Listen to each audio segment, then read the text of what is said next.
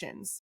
This is Unfiltered Therapists, and we're about to break barriers, embrace growth, and invite you to join in this journey of true, authentic self-discovery. Let's do this. Okay, hi, Shianne. Hi. Am I saying this right? Shianne Kohlman? Yes, that's right. Okay. That's exactly right. I gotta make sure. We gotta make sure we've got it right. I know the spelling. It can be hard. I love it, though. It's such a beautiful Thank name. you. Thank you. You have taken Okotoks by storm, I feel. And so I am very grateful to have you on our podcast. So I'm going to give you a brief bio, but I really would love if you would share more about yourself as well. So Shianne is a certified personal trainer, a group fitness coach, and a lifestyle fitness coach, which I really want to talk about that here. Cool. And really stands for anti-diet culture, body positivity, and looking at fitness from a much more holistic perspective. Mm-hmm. And so I could not think of a better guest to kick off 2024, specifically when we are in the height of New Year's resolutions, which I have my own feelings about, which, I'll get into that. But yeah, what did I miss? Tell us more about you. Nothing. First of all, I'm so honored. Thank you. That was a great intro.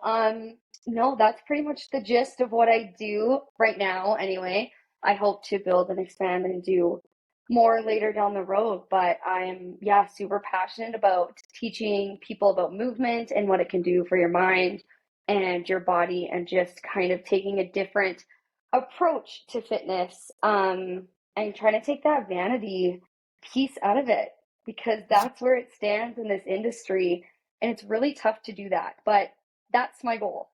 That's my goal. I love that. I think I'm so curious because I know that obviously like body positive movements have been moving in the right direction a little bit more in the last couple of years, but specifically in the fitness industry, I feel like we are quite behind in these types of conversations. How did you end up in the position that you're in now and advocating for what it is that you advocate for? Oh, it has been a journey. It's funny because when I look at dates, my genuine fitness journey seems so short, in the grand scheme of things, because these things take a long time. It takes a lot of experience and a lot of ups and downs to find your niche, I think. But I think coming from a place of struggling myself brought me to realize that fitness wasn't actually meant for vanity for me.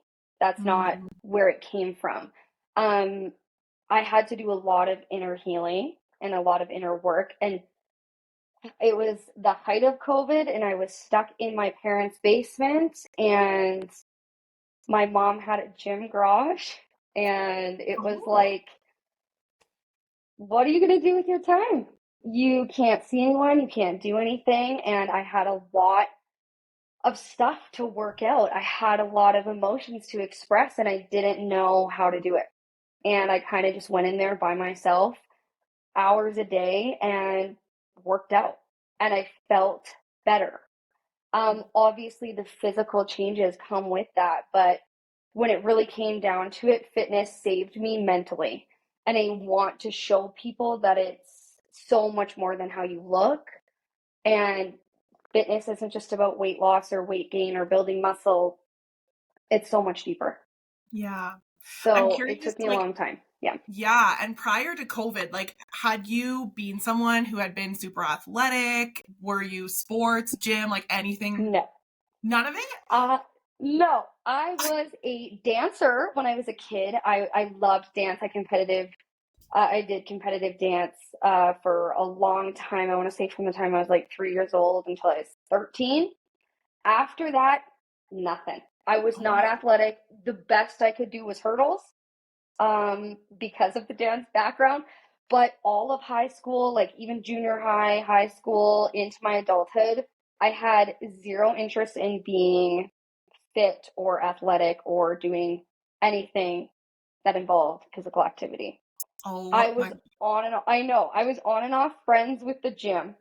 When I was in my early adulthood, but it came from a really negative place. Like I wanted to be thin and look good, and yeah, there's no passion behind it at all. So before COVID, nothing at all. When you started going to the garage gym during COVID, would Yes. you say that like initially you were like, oh, I could just like lose weight or get thin? Or were you like in a different space then where you were like, no, I'm doing this just for my own mental health? Absolutely. Yeah, it was definitely coming from a place of pent up anger. I had a lot of Mm. anger, and I didn't know how to release it. And for whatever reason, it was called to me. Like, I need to do something. I can't just sit here. I watched every episode of Grey's Anatomy, and that wasn't doing it for me. So I I had to find something, some sort of outlet. And being from a really small town, I genuinely did not want to leave my house. I didn't want to see anyone. I didn't want anyone to see me. Um, and that's all I knew what to do. I was like, okay, well, this is all I have. So I'm going to lean in and I'm going to do it. Yeah. I'm Yeah. curious because obviously if you were with your parents and you're in the basement and then your mom's got like a gym, like what's the background of athleticism in your family? What's that been like growing up? Yeah. So my mom has always been into fitness. Um, and I think that started, I was young. I remember her going to the gym early in the morning, late at night. She loved to work out. Um, Eventually decided to be a personal trainer. So she did that while I was in high school, I believe. So that phase of my life, I'm like, I'm not going to listen to you. I don't want to work out with you. I have zero interest. I don't want to hang out with you. But at a point in time, she did teach me a lot, and I got into working out. It was like on and off, for me for sure. But she did teach me a lot. And then I kind of discovered the passion on my own, because she didn't Mm, really pressure me to do anything. But yeah, it was yeah, very on and off beautiful. through my Mm, life. Yeah, but she did teach me a lot and helped me a yeah. lot through this process. Yeah. Oh, I love that. I think I'm so curious because I've talked about this in other settings before around like I have a deep history of an on and off relationship with the Yes. gym. The Yes. deepest. Like where and it's Hmm. very all or nothing. It's like I'm either Totally. fully in it, it's like a deep, deep, deep passion, or I haven't gone in a year. So Yes. how like how do we look at that? Why does that happen? What is that? I think motivation comes and goes. And there's different phases of our lives that exciting things are coming up, or an example I could use is you're going on a trip. Well, of course, you're going to have motivation.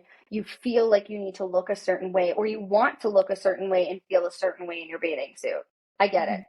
There's always going to be those physique goals or things that are going to drive us to have this motivation. And I think that's why there's so much inconsistency, because we want to work out for a, a different reason. Our why is more physical than it is mental. And yeah, so people kind of find these pockets of motivation when things come up in their life. Like, let's say you're going to get married. You want to look and feel your best on your wedding day. That's fair and that's valid. But what happens when the wedding's over? You know, Mhm. the motivation of that anticipation is gone. And it comes back to your why. Well, why do you want to work out? If you don't feel like it's serving you mentally, you're going to walk away from it, right? You're not working towards something. And I Mhm. think that's why motivation comes and goes so much, is the Yeah. why. Hmm. I think, I love that you brought up the wedding sentiment because Hmm. one of the things, so I got married 2.5 years ago, and that year leading up to getting married was the most fit I have ever been. And I'm Hmm. going to be really careful with Totally. this one. Fit. And I Yes. was working out an obscene amount, and Hmm. I was eating the cleanest and just like crazy into it. And then Totally. got married probably like 30, 40 pounds lighter than I am now. And then thought I would be able to maintain it, but didn't really take into account the level of obsession that was happening Yeah. in my life to maintain that. So then when Yeah. I started wanting to focus on other things, it just naturally fell apart. And so because it was like, Hmm. this is my measurement of being enough, I can't do this anymore. So I should do none of it and just like fall Yes. off. And Hmm. I wonder for a lot of people when we talk about motivation, because a lot of this is like, you're right. I want to look a certain way for a vacation. I want to look a certain way for my wedding. I want to feel a certain way in this outfit. How do you move into the mentality of like, you know, I hear you saying I had a lot of anger that I wanted to work through. You know, I remember my husband at one point saying, I just started to think about what was going on the inside of my body and I wanted my organs to be happy. Like, how do we move there? What does that transition look like? Oh, it's really tough. I think it's a really long process. And it takes people a long time mentally to discover their true why, or coming to terms with the fact that fitness is so much deeper than physical, because we're so stuck in this idea that the way we look and the way we present ourselves is so important. When in reality, fitness is so much deeper than that. One, health reasons. I mean, it will change your life in a healthy way.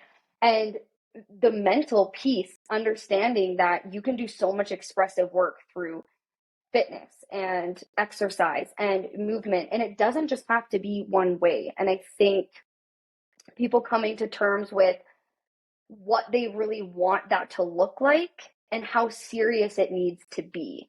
So really breaking down, okay, what do you want long term? Because this isn't a short term situation. And I always start my consultations with my clients like, have realistic expectations. I'm not the type of person that's going to be like, here, eat 1,400 calories and let's work you to the bone so you can look good at Christmas. I genuinely want people thinking about the long term. And of course, you can have short term goals. And if you have vanity goals, that's okay. Like, those things are okay. It's not a negative thing. It's natural for us to want to look and feel a certain way. But taking a step out of that role and asking yourself, what do you really want out of this long term? Is it longevity? Do you have health issues? Do you want strong bones? Do you want to work through mental things, expressive work? And kind of coming back to that, like, what's your why? Yeah. Long term, you know, short term, of course, there's going to be like short term physical goals, and that's completely fair. But instead of thinking of this, I want to lose these last 5 pounds. Well, what is that actually doing for you? And what is the cost? What is the cost of getting there? And do you genuinely want to live like that to keep those 5 pounds off for X amount of time? I will share a story. This is like the biggest thing on Instagram that people talk about, is the 75 hard situation. Yeah. Oh my gosh. Please, let's talk about 75 hard. Yes. I have attempted 75 hard. I was at a place where I had started my career in personal training, and I kept feeling like I just didn't quite look the part. I was almost there, but I didn't quite look exactly how I wanted to look. And I convinced myself that this 75 hard challenge was going to be a mental challenge, when in reality, I was just saying that so that I didn't feel bad about wanting to change the way I look, or admit that it was very much about the physical part. And I decided to take it on, and I did a dang good job for about 65 days. Okay. I went in, and I went in hard, and I committed to it, and it ruined my mental health and my physical health. I can say that it isn't about mental toughness. It is genuinely a challenge made to completely transform the way that you look and the way that you think about fitness in a negative way, unfortunately. I know that it's very controversial, and some people, think that the mental toughness part of it is what it's made for, but I completely disagree. And through that process, I lost my period. I lost significant amounts of weight, and I was seeing a completely different version of myself than what reality was showing me. I was seeing all of the negative parts, what's not changing, what's not changing, what's not changing every time I looked in the mirror, every time I took a picture. When in reality, that was the smallest I'd ever been. And what I thought my ideal body was going to be. My body fat percentage was the lowest it ever was, and I was miserable. And I was telling people that I wasn't miserable, but I was miserable. Yes. And it came to a point, I want to say it was like really close to day 70, when I had a complete mental breakdown.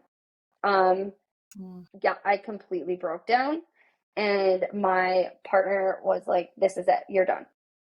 This is enough. You're not okay. It's it's not about the challenge anymore. You're starving yourself, and this isn't a way to live." Mm. That same year, I missed out on Christmas. I restricted all of my food for Christmas. A holiday I went on, and it was miserable, and Yeah. it was not worth it at all. And coming out of that, I had to almost fall in love with fitness again. Mm-hmm. Mm-hmm. Mm-hmm. I'm curious because sometimes, and this might be an aggressive use of Yeah. language, but things like 75 hard, for instance, Mm-hmm. can have a very cult-like Mm-hmm. behavior to them. Mm-hmm. And Absolutely. where we talk about the like, I am miserable, but I'm telling everyone I'm not. I'm telling everyone I'm Mm-hmm. doing this for my mental health, but I know I'm doing this because I want to look better. And like really spending 65, 70 days convincing yourself that you're doing this for other reasons to then Mm-hmm. have it abruptly in your face, like you're done and 5 days left.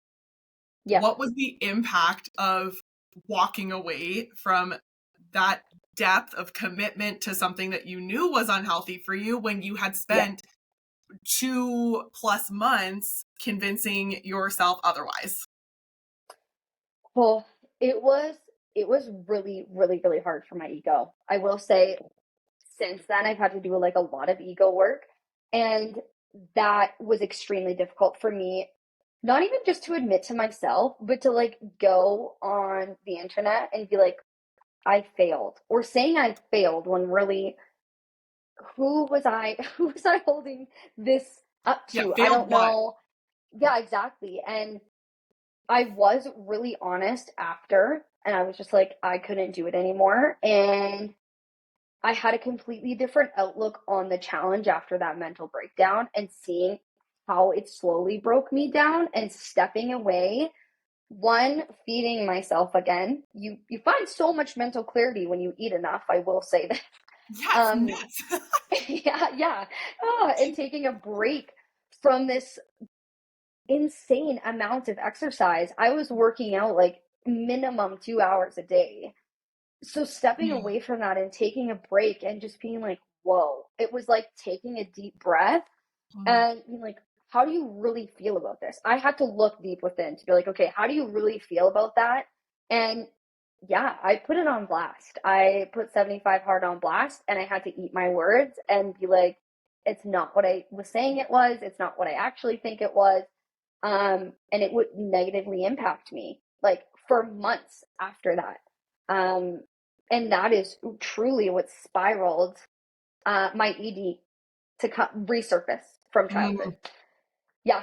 So that it was really hard, and took me a really long time, and I found myself coming back to this place of like, I'm not liking how I look. Should I do 75 hard again? And like having to be like, girl, what are you doing? No, that was not effective for you mentally at all. Mm-hmm. Ooh, Mm-hmm. I really want to go there. And it's okay, Okay, let's like go. it's totally your comfort level, but I Mm-hmm. want to go to obsessive fitness regimes and eating Mm-hmm. disorders Mm-hmm. Let's do it. because I think eating disorders are something that we as a society recognize as problematic and recognize as like, oh, that's so bad. We need to do everything to prevent this. But we still actively Mm-hmm. encourage people to be obsessively fit. And Yes. so it becomes a really beautiful, like, I don't know what you want to call it, mask for eating Mm-hmm. disorders, because so many people can justify an eating disorder by saying, I don't have an eating disorder. I'm just extremely regimented in my routines, or Yes. et cetera, et cetera. So how has this shown up in your life, both personally and professionally? Oh boy. It has been a journey for me. It started in childhood, and I think for most of my life, I was okay, and it wasn't like surface to an extreme amount, but I definitely found myself even as a kid like having vivid memories of like binging on food. Mm. And through adulthood, once I moved out of my parents' house and I bought my own groceries, that is when I really noticed that something was not right, or I felt like something wasn't right, um, because I felt like I didn't have any control around food. So when I got into fitness, I will say I lost a significant amount of weight in a really unhealthy way, and I knew that right off the bat. I was going through a lot mentally at that time, and I could not eat. I couldn't even look at food. It was like the last thing on my mind. So, one, I was exercising every day because that's how I was expressing myself. And two, I was like barely eating. Like my mom had to come downstairs and remind me to like eat. Um, so the way that this all started was not in a great way. Like it came from a negative place almost. Yeah. I feel like the intention of the exercise was there, but the food piece was just not. I was not feeling right. And um, so from there, when I kind of decided to get more serious about fitness, I want to say I probably started by tracking, but tracking low, low, low. You know, you Google things, you try to figure it out. The internet tells you, oh, you want to lose weight, well, you need to eat 1,400 calories. Now I know that is like the worst case scenario. You do not want to be eating less than what a toddler should be eating, whether you want to lose weight or not. And from there, probably ate more, still tracking. I was like in and out of it. Um, I'd hired a coach at one point. I was eating what I thought was my maintenance, wasn't, still eating too little. And then over this past year, my eating disorder like really surfaced, and I was binge restrict, binge restrict, binge restrict on a cycle. Mhm. And it's funny because you can kind of maintain the way you look by doing that. I would never recommend it. It is not something that you should do, but this is the mask that you were referring to. You can hide behind this, Yeah. and you figure out those techniques so that nobody knows what's going on. Um, but I was so fed up with how I was feeling, and I came to a place where I just couldn't control it anymore, and I knew I needed to do something about it. So I first started talking to my therapist, then it was my doctor, and then I hired a coach. And then from there, we have been working on trying to heal my relationship with food, and it's like really fresh for me. I mean, I'm like 4 months into this process, and it is Wow. a struggle, and it is hard every single day. Yeah. Um, and I think coming full circle back to like how this is all masked by the fitness industry, we are conditioned to think that a calorie deficit, which nobody ever really talks about what a true deficit should look like, is the only way. And I Yes. don't think that's true. Mm. We are complex beings, and our bodies all require something different. And when we get told over and over and over and over again by influencers that a deficit is the only way, people automatically assume what's the lowest amount of calories that I can eat? I'm going to lose weight and it's going to be really fast. Yes. And we're not actually taught by these influencers what the appropriate calorie deficit should look like. And that's something I continue to see coming up with my clientele. Um, and I don't actually do nutrition consulting because I feel like I need to really heal that part of myself first, because I Mm. want to be really genuine in this, and I don't want what I'm going through to be a reflection onto my clients. We always talk about nutrition, but the thing I see the most is people under eating by a lot because that's what they hear influencers say they should do. Unfortunately, when we undereat excessive amounts, it leads to a lot of binging because we're starving. And I can say from personal experience, that's exactly what was happening to me. When I started to fuel myself with the sufficient amount of fuel, which I thought would make me gain weight, did not. And my body has never been so happy. My hormone health has changed. I feel more energy. I'm stronger. My sleep is better. It does the complete opposite. And when we're only looking at the physical side, oh, I look like this, I need to lose this weight, we're not seeing the other benefits of what fuel can actually do for us. Yeah. What do you think, or what would you recommend to people who are like listening to this and thinking, okay, like, but where do I start with this? Who do I go to? Where do I find this information? Like, where would you recommend that people go to start really trying to understand what is the right, let's call it calorie deficit for them, the right nutrition plan for them? Is there a certain type of discipline you would recommend? Or, what would that look like? It's really tough because finding a specific coach who wants to work with the mental side of things and the physical side of things at the same time is not easy to come by. I have heard of people hiring coaches that put them in extreme deficits because they know it's effective. Same thing with doctors. I've had so many clients come to me and have their well, in reality, like carbs is the body's preferred fuel source. So unless you're diabetic, you don't need to do keto. There is a time and a place for everything, but you don't need to cut carbs out. Your body wants carbs. Trust me. Your body wants the carbs. So eat the carbs. And I think just taking everything you see on social media with a grain of salt and going back to the basics. Okay, let's map out, what are you consuming right now? This is what I do with my clients when I see them. What are you consuming right now? Instead of taking away, let's add. Let's add things to your life. One, let's add some protein. More protein in every meal that you're eating. Every snack, add some protein. Instead of cutting your carbs out, let's just add a little bit more veg to your plate. Add veggies and fruits to every meal. I think adding can be so beneficial. And when you add these things, you're going to start to feel better and you're going to make these natural changes. Right. You don't necessarily have to start by being like, what should my deficit be? If you can't teach yourself to consume enough of the good stuff, the food that's going to fuel you and feel satiated, I don't think that you're in the right mindset to be in a deficit. You have to learn to be okay with fueling yourself enough and like breaking through that barrier of like your fear of food. And this isn't easy stuff.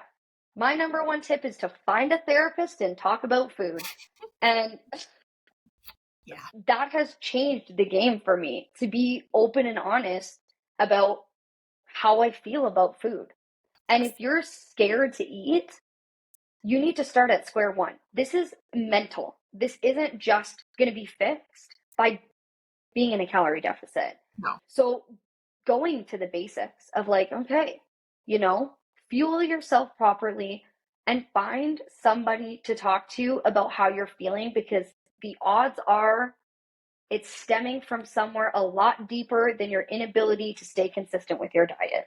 Yes, 100%. I think one of the like things, I'm getting this like metaphor in my head, is like, I almost, if you were to like look at our bodies like a vehicle, where it's like, you're not going to put less gas in your car to get from point A to point B, but like if you are paying attention to the type of fuel that you are putting into your vehicle so that your vehicle can have the best like life and stay in the best condition for as long as possible, then like no one's like, oh, I need to keep my car alive for as long as possible, so I'm just going to put a little bit of gas so I don't drive it very often. You're like, I need this car to get me as far as it Yes. possibly can. So if I just use the best type of gas, then it will always be worth, keeping it in great condition. Like, and I think Yeah. we kind of forget that food is not just about like flavor. Like there actually is Hmm. really big reasons why we are supposed to eat certain things and how Exactly. we're supposed to eat certain things, because we are just like little organ systems. Like we're so Absolutely. complex. Absolutely. And like to add on to that, I think also not taking it too seriously. Yeah, you want to eat those whole foods, you want the nutrient dense stuff, but don't convince yourself that that's all you're allowed to have. Yes. Uh, yeah, because food is about enjoyment too, right? Like we connect a lot through food, and that's our culture to, you know, visit with people over a meal and celebrate at Christmas with food and going out for dinner on your birthday and allowing yourself space to not be scared to do that stuff and Yes. not thinking that food is the problem. It's your mindset surrounding food. That's number one, I think, is changing that mindset and finding the support system to help you do that. Um, I can't say that there's just one place to go, but if you are really struggling with food and you're already talking to a therapist or you have a great support system, be honest with yourself. And Yeah. maybe that's just starting out by journaling about how Yeah. you feel about food. Yeah. I'm curious if you have kind of like, let's say like 2 or 3 points of things that if someone was looking at getting a coach would be, maybe we call them like red flags or things to be a little bit conscientious of if you're talking to Hmm. someone that would be like oh, maybe we're not going to be in alignment of my actual health. Yeah.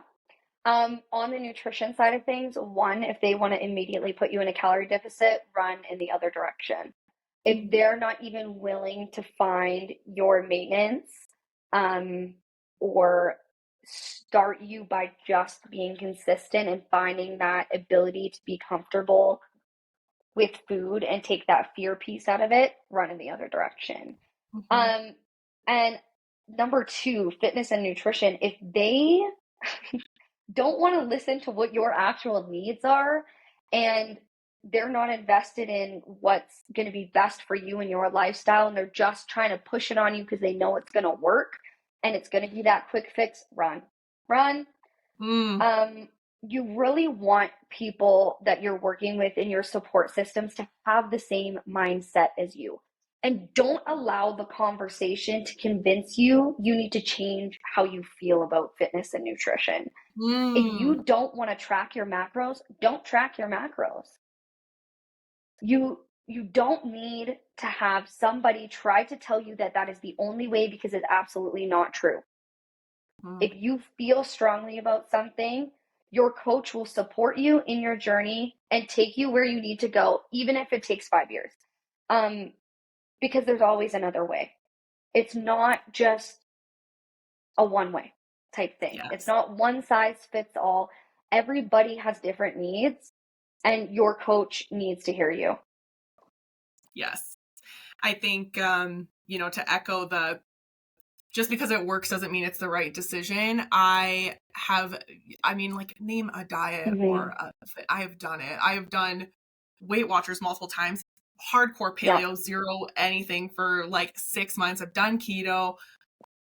Oh my God, like everything, like ordered in fresh made meals. And Yeah. then we go to like hardcore, like CrossFit training, spin every day, F45, like just like name a program. I've done the program and they work fast. And I think one of the ways that we often gaslight ourselves Yeah. into believing that we're doing things for the right reason is I'll just get the quick fix.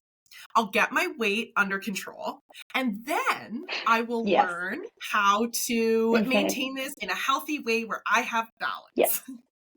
How often have you had this conversation or seen this Mm-hmm. conversation before? Oh, did we freeze? We're Every back. day. Every day, yes. Every day. Um, every day. I I've had this conversation with people so many times. We as humans are so addicted to progress. We are conditioned to be addicted to seeing and feeling progress because it feels so dang good. It feels so good to see changes and to start feeling like a better version of yourself, and those 5 pounds on the scale are gone and I'm just going to keep going because it feels so good. Does it actually feel good, or are you getting addicted to the progress? And that's a fine line because the feeling can be so similar, depending on where you're at in your journey. But eventually you're going to hit this wall of like complete burnout. And then you realize, oh, what I'm doing isn't working. Oh, I don't feel good. So I have this conversation often where, people want this quick fix and this quick diet, or how can I lose these 5 pounds? And I'm not even kidding when I say, when a client approaches me, I tell them this is not about weight loss for me. So if you want this to only be about weight loss, I'm not going to be the coach for you.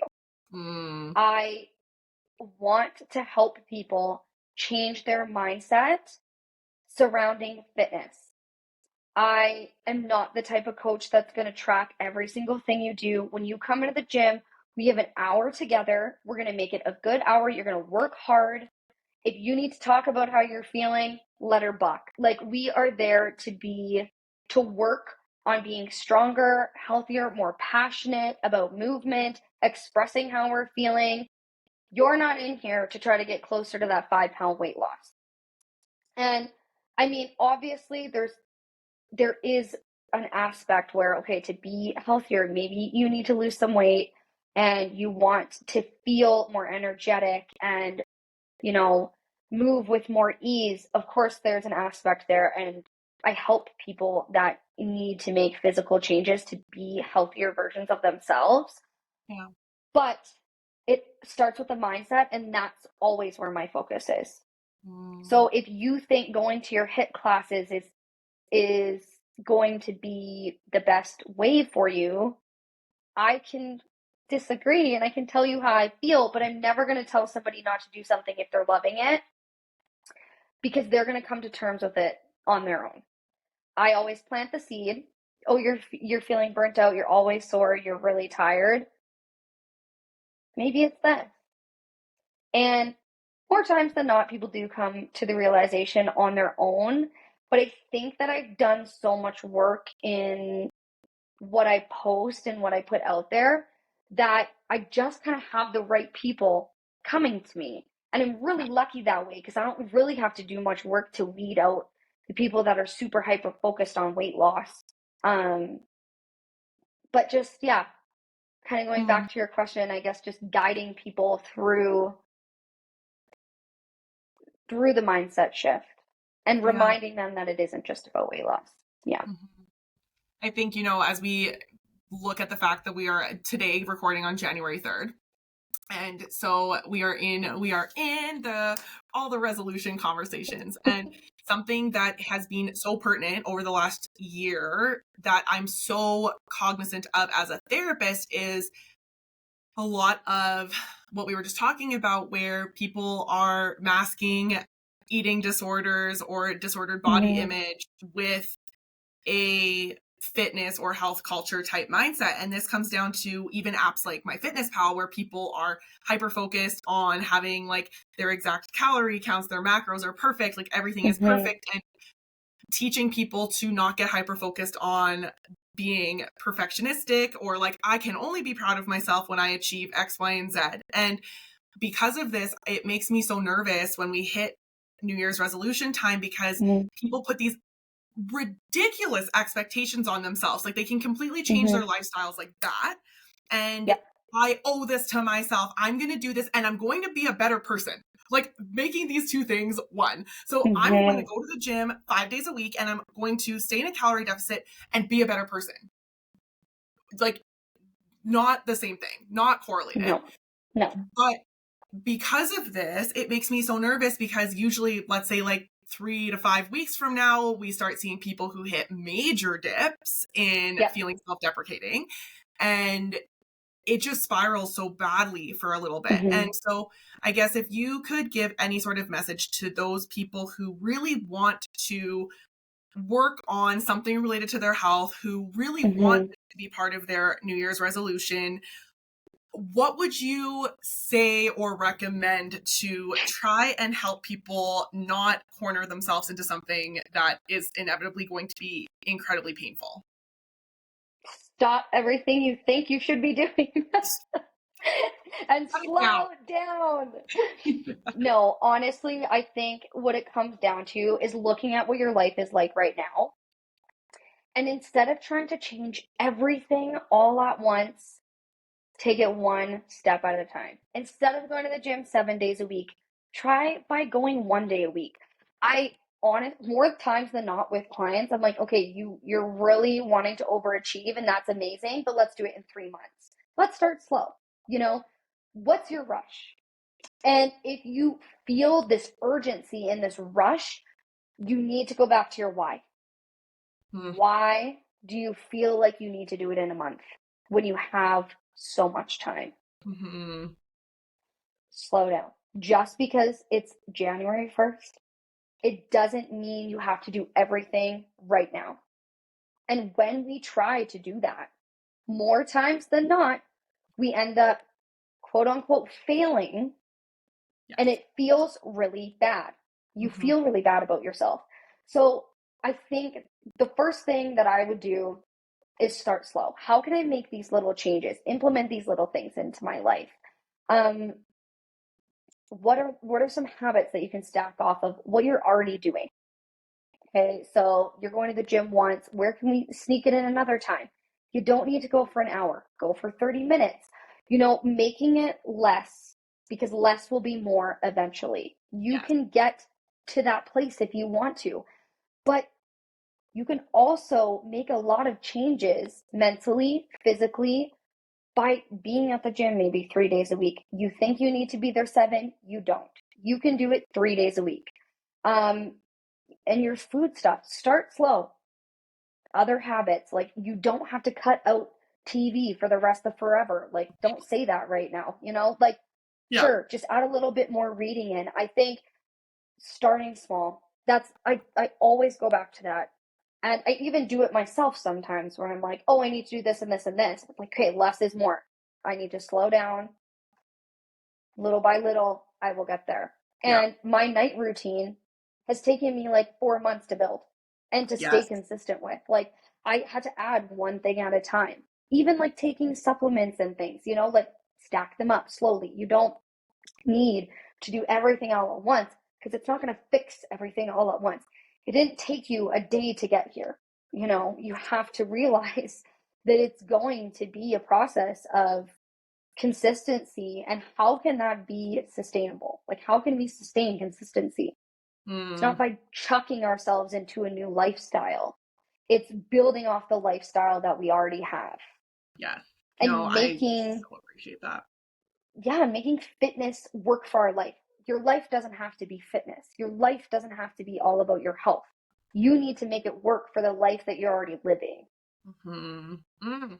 I love that Yeah. so much. I think, Yeah. you know, I when I heard about you and what you stand for, and when I reached out to you to do this episode, I just heard so many amazing things. And I think that the way that you are going about this is really, it's incredible, and it's so necessary and important. And you will be kicking my butt here starting tomorrow. I so much believe in what Shianne's saying that I signed up for this myself, and I cannot tell you how much of a mind fuck it was for me to go into like my own, I'm gonna be a new person in January. Like, I say all this as if it sounds easy, and like I'm Yeah. doing the same thing, and it's so hard to pull yourself out of this like trap of a rat Mm. race on like doing this every year Yeah. over and over again. And signing up to do 2 classes a week with no indication of, oh, well, like this is the diet I'm going to do or whatever, Hmm. is the weirdest thing ever. And I'm Yeah. like, oh, why am I doing this? Because I think the all or nothing thought process is always, if it's not Hmm. all in and you're not going to lose weight, then what's the point? And trying to Hmm. completely break that by not doing all of the things we think are right and then coming backwards to this, but just being like, what if this is just where we are? Like, what if this was enough? What if we're not Yes. looking at the end Yes. goal? This is just it now. why do I Mm-hmm. want to do this right now? Like, what is this? The Exactly. instant gratification piece of this, not like the Yes. long-term gratification of this. Like, I think just normalizing that, like, yeah, I'm a therapist. I know full friggin' well what the root of my own Yes. thought process is, and I'm still doing it. Like, this is Yes. years and years and years of unlearning and Mm-hmm. deconditioning ways that we believe to be good enough or, acceptable or adequate or whatever. And I just invite everyone to, if you're feeling like you put a lot of pressure on yourself to do things a certain way and it's starting to be a little scary, like, you're not quote unquote failing by Yes. choosing to, like you said, go back to the table and ask yourself, what is the why? Like, what is Yes. genuinely the why? And I am all for self development. What kind of therapist would I be if I wasn't? But like, Mm-hmm. our self development is a process, it is not a Yes. one shot deal. So Yeah. little bits at a time, I think, are huge. Yeah. Saying that, can you share with people who are listening how they can find you, what you offer, what you're doing, what the next year Yes. looks like for you, all that sort of stuff? Oh my gosh. Oh, I hope that there's so many exciting changes. So right now I'm offering small group training and one-on-one training, and I also do group classes at Full Circle in Okotoks.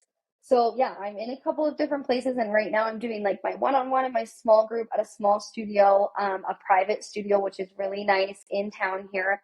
But I'm working on opening my own. Um, Yay! I'm so excited. It's taking longer than I expected.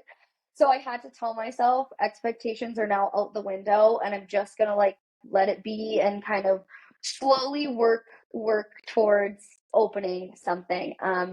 Yeah, so I hope within the next few months that I have my own space, my own little sanctuary, and yeah, I will offer personal training in the small group there. And you can find me on Instagram. I do a lot of posting on Instagram and I really try to push content that is changing the narrative around the fitness space and kind of what our expectations of ourselves should be. And yeah, information about getting strong and feeling strong and all of that sort of stuff.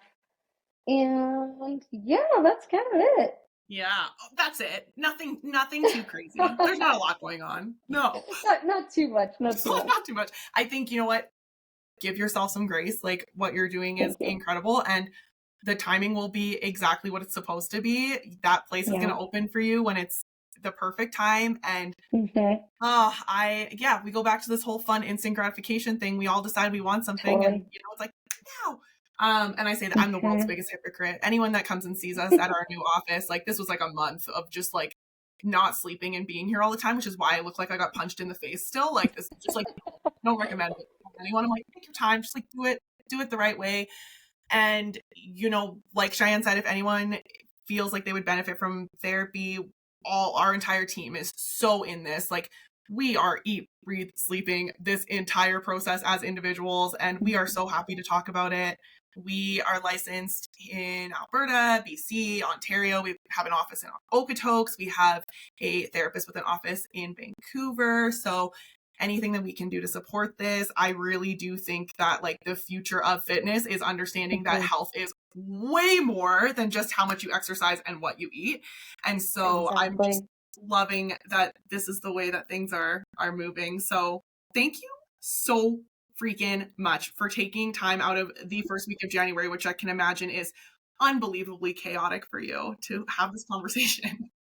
Oh, well, thank you. I'm so happy to be part of this conversation and yeah, to advocate for people that need to make a change. And yeah, I'm really excited to see kind of where things go. And I hope that you just have a bunch of people coming to you being like, I want to talk about food because we need to just, normalize talking about it and our relationship with our bodies and our minds and the whole connection to ourselves. It's huge, and that starts within doing a lot of work within. So, thank Yeah. you for allowing me to talk your ear off. Of course. Okay. I'm going to stop it.